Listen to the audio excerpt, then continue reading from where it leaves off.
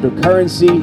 And ladies and gentlemen, without further ado, please help me give a warm Malaysian welcome to Andreas Antonopoulos.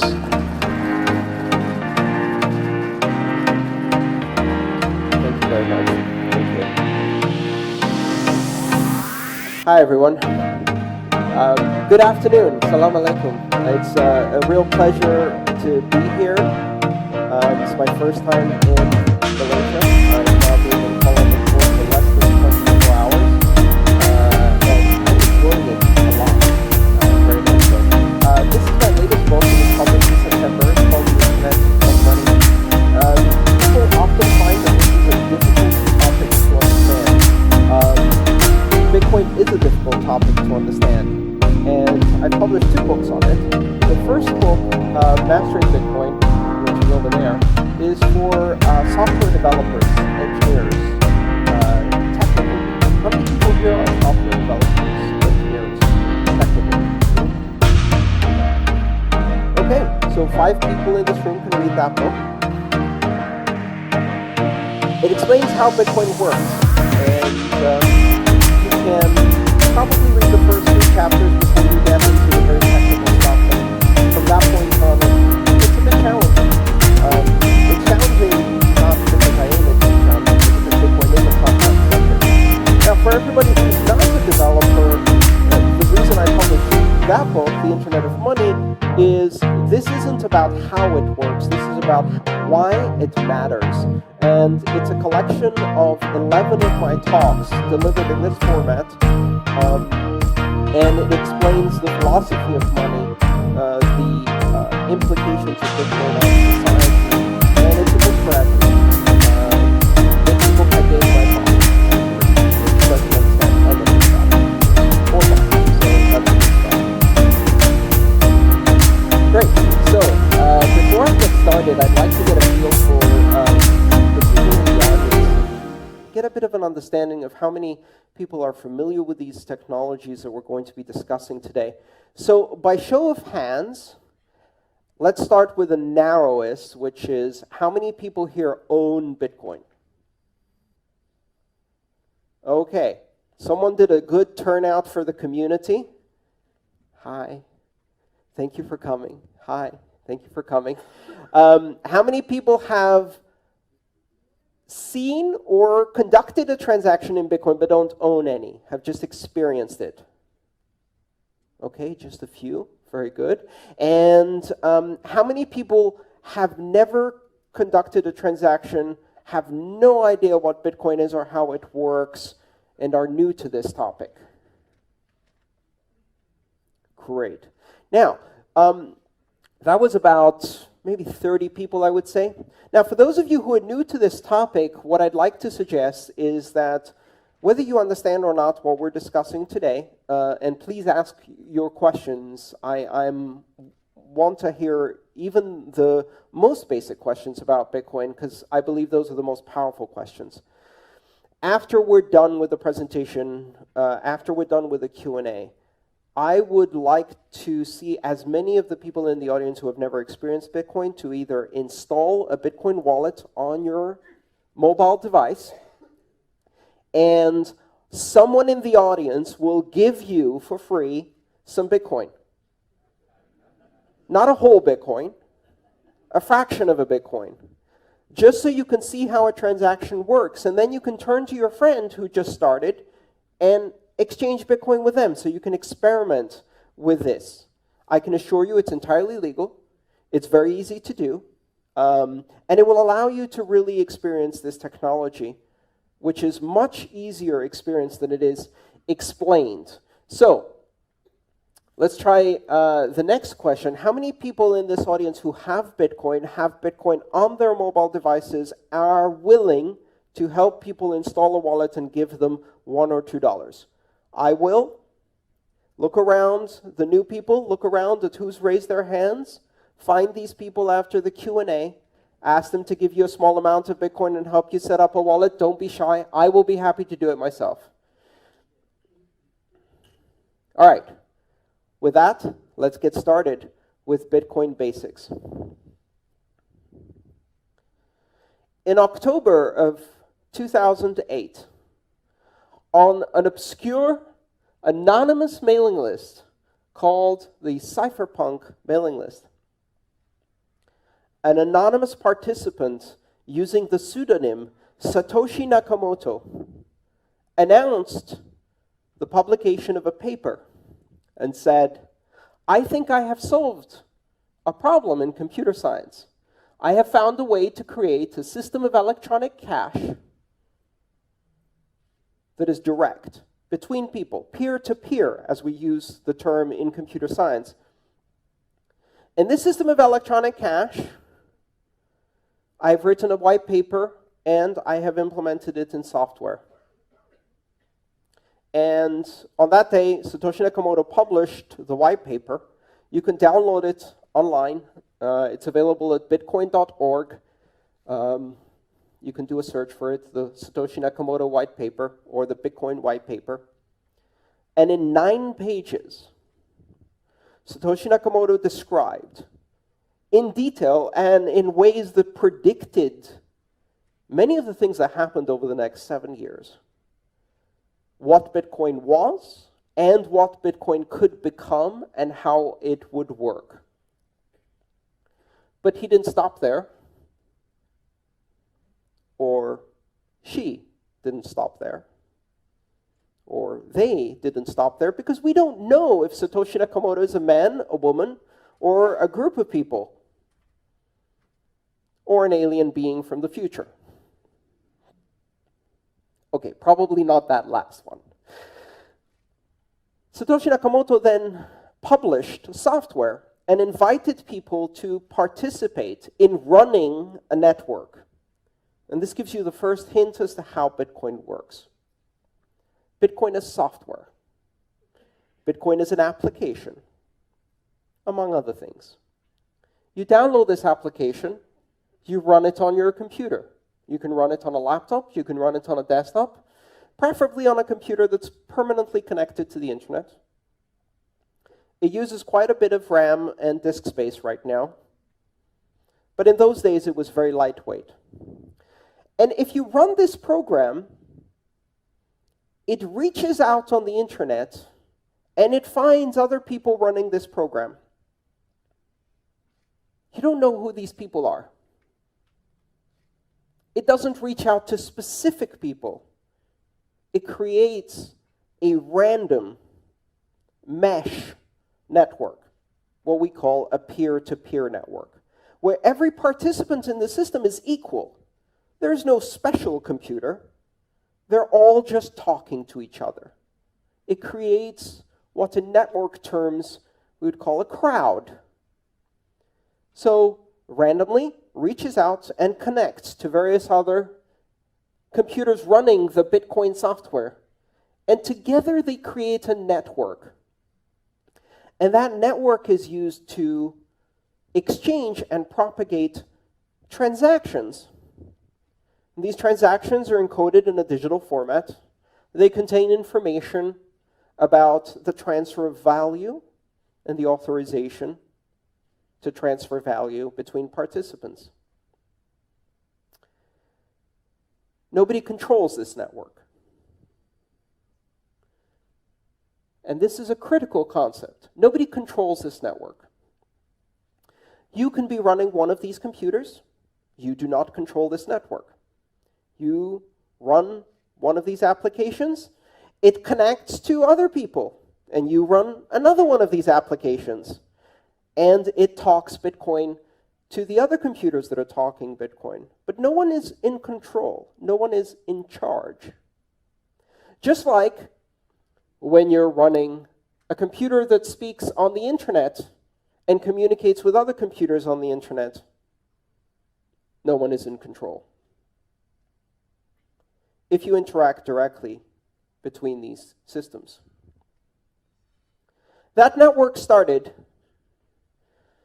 on January 3rd, 2009. And on that day, the world changed. For the first time in the history of money, in the history of trust, in the history of institutions, in the history of humanity, A system that is completely independent of authority, is completely independent of institutions.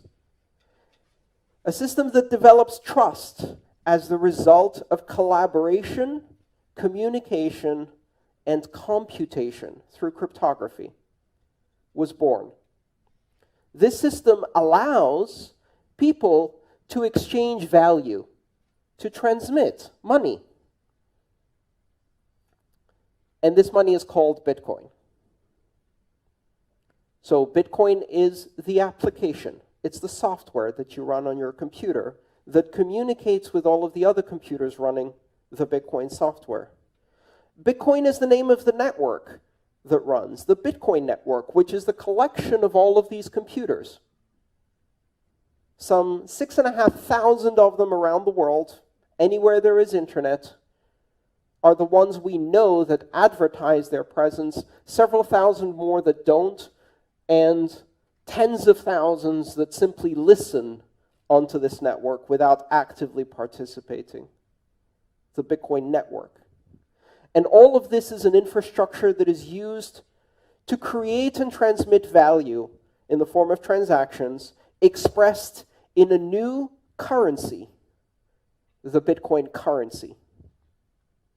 And the Bitcoin currency is unlike any other form of money we have ever seen before. First of all, as a form of money, it does not exist in physical form. It is the culmination of a trajectory we've seen in human history. Over thousands of years, money has become a more abstract form of value. You start with very, very tangible forms of value. Commodities. A goat.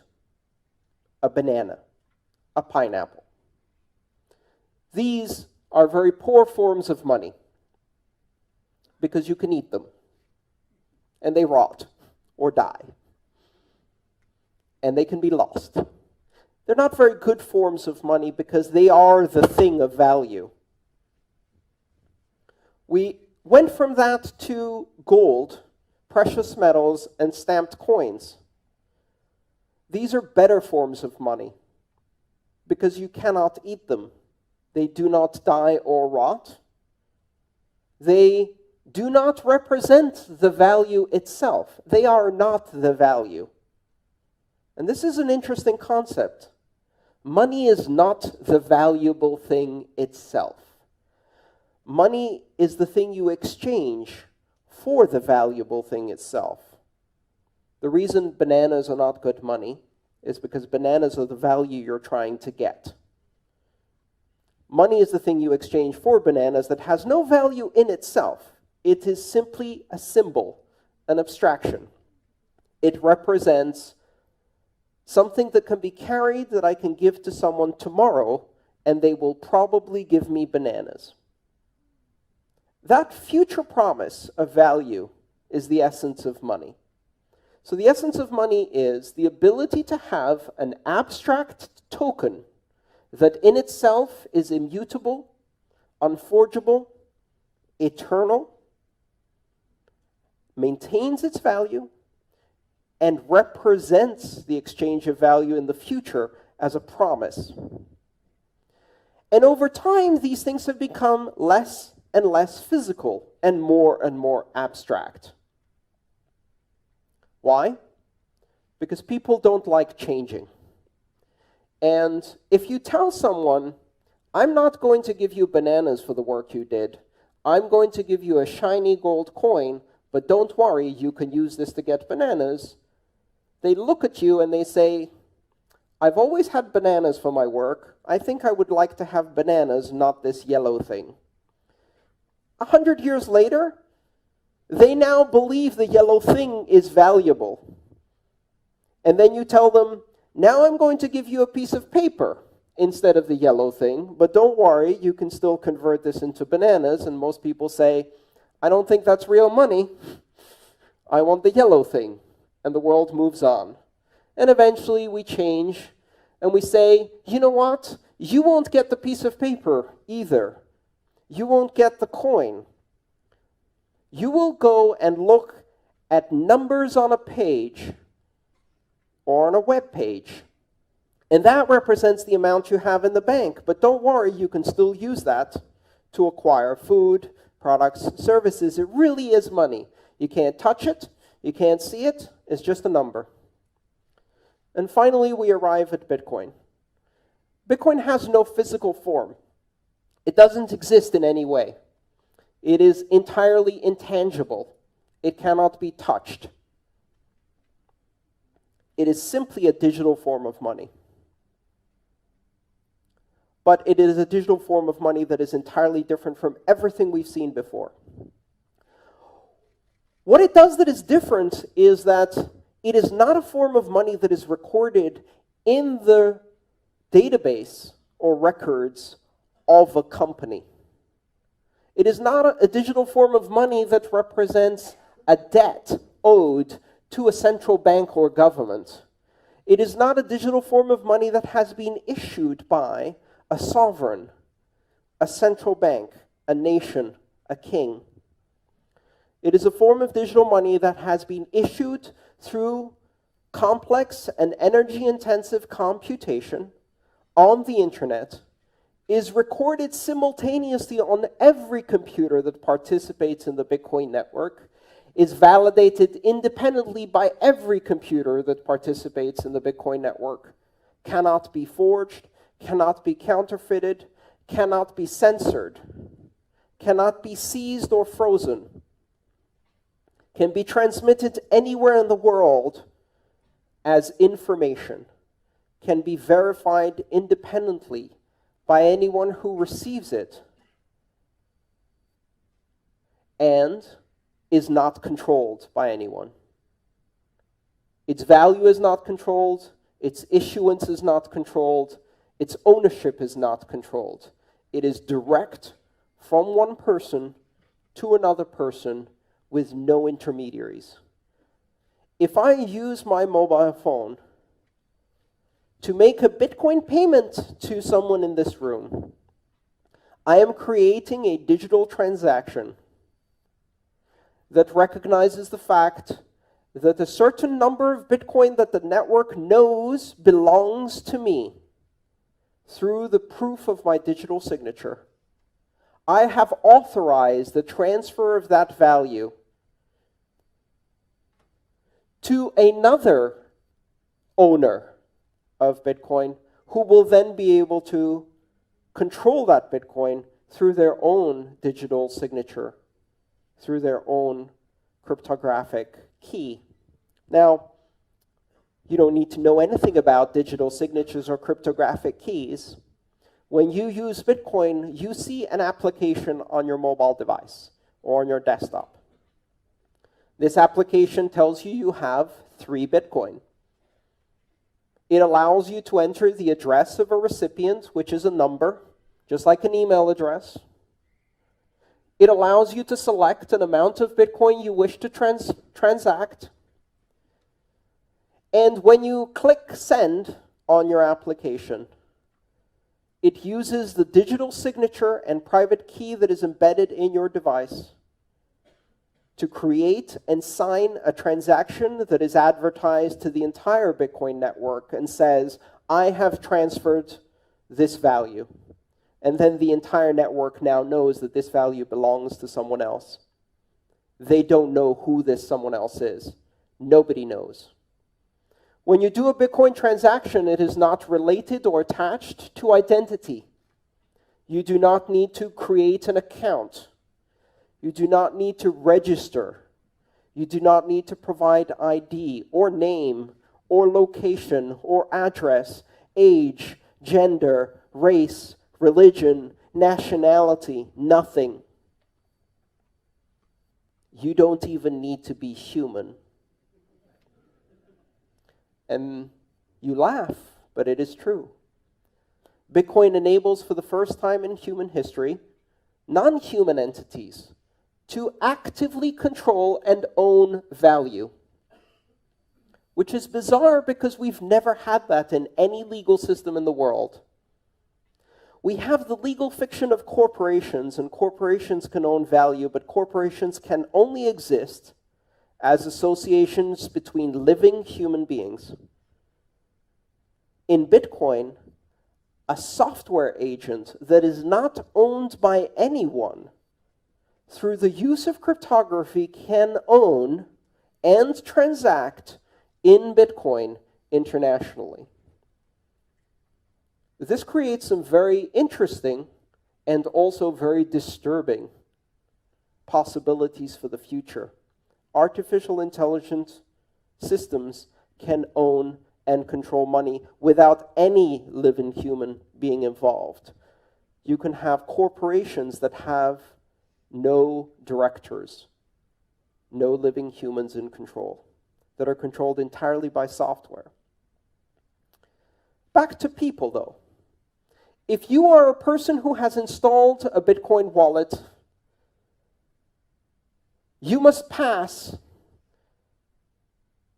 a complex test in order to install this software. You must be able to download an application. That's it.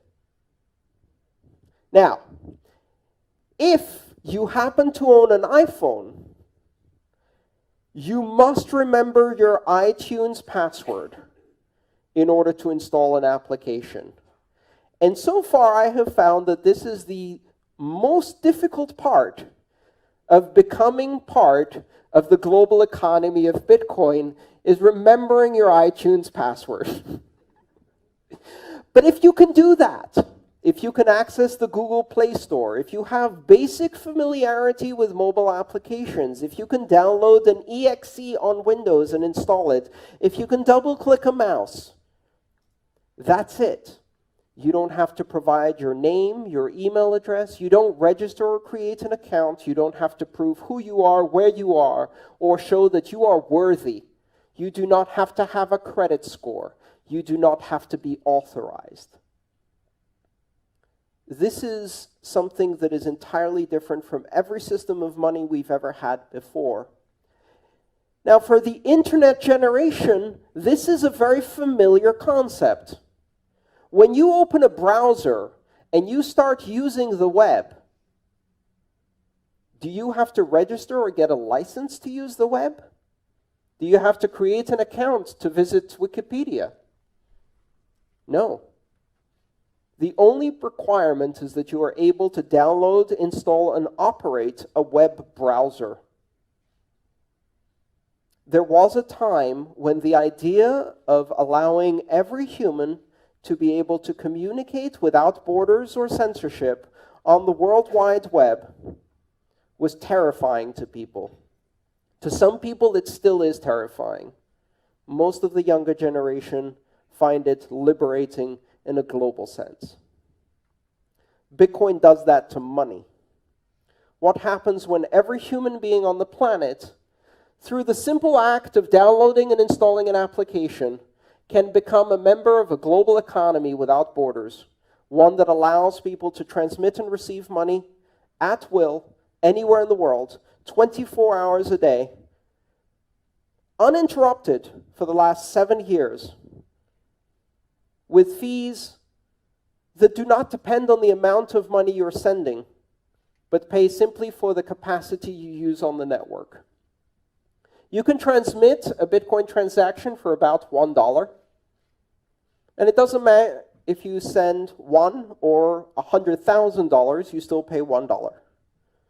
It doesn't matter if you're sending it from here to another province in Malaysia, or if you're sending it from here to the opposite end of the planet. It doesn't matter if you are an individual or corporation, or if you're sending it to an individual or corporation. It doesn't matter if you're sending it to someone who is rich or someone who is poor. You can. Bitcoin changes the way we approach finance completely. But that's just the first layer. Because the technology that makes Bitcoin possible, that allows two people from opposite ends of the planet to securely transact with each other without knowing each other and without trusting each other, opens up an entire range of applications that we haven't yet imagined. Bitcoin is not just money for the internet. Bitcoin is a platform. The technology that Bitcoin uses, a combination of the blockchain, which is the global transaction ledger that records every transaction, the decentralized consensus mechanism called proof of work that allows security on the Bitcoin blockchain, the open system of access that allows anyone to participate without barriers, and its borderless and neutral nature that make it possible for anyone to participate regardless of who they are, where the only thing that matters is whether a transaction is valid, not who is the source or destination, not what is the amount. These fundamental building blocks that make Bitcoin possible open the door to dozens and then hundreds and then thousands of applications of trust. At its core, Bitcoin represents the replacement of trust through institutions to trust through networks. For centuries, human society has been based on the fact that in order to coordinate the activity between large numbers of people, we have to have something to trust. And until now, the best answer to that problem was institutions. Collections of people governed by rules and policies with oversight, transparency, and accountability built into the rules, run by humans in order to create centers of trust through tradition, through reputation, through longevity. Institutions of trust are failing. They're failing all over the world. They're failing when they are newspapers. They are failing in political institutions. They are failing in numbers of ways. And the reason they are failing is because they represent systems of scale for industrial societies. And we are no longer industrial nation-state societies. We are now information societies of global scale that collaborate across borders at massive scale. We are now solving problems that affect not 30 million people in one country, but 7.5 billion people on one planet. And for problems of that scale and collaboration of that scale, traditional institutions do not work. They fail to scale. They're not evil. They're not deliberately corrupt. They simply fail to solve the problems of a global society. And yet, during that very time that we see these institutions failing, we have seen the emergence of new systems of governance, of new systems of global collaboration, systems that do allow us to collaborate, communicate, and solve problems at scale. And the first of those systems was the internet. And with that, we see the first system of communication that transcends nations, that transcends borders, that allows anyone everywhere and anywhere to communicate. Bitcoin represents that happening to money. It represents a network-centric system of money that is beyond the nation state. A network-centric system of money that scales and allows people to collaborate on a global basis, that allows anyone everywhere and anywhere to participate in a global economy without barriers, without borders, without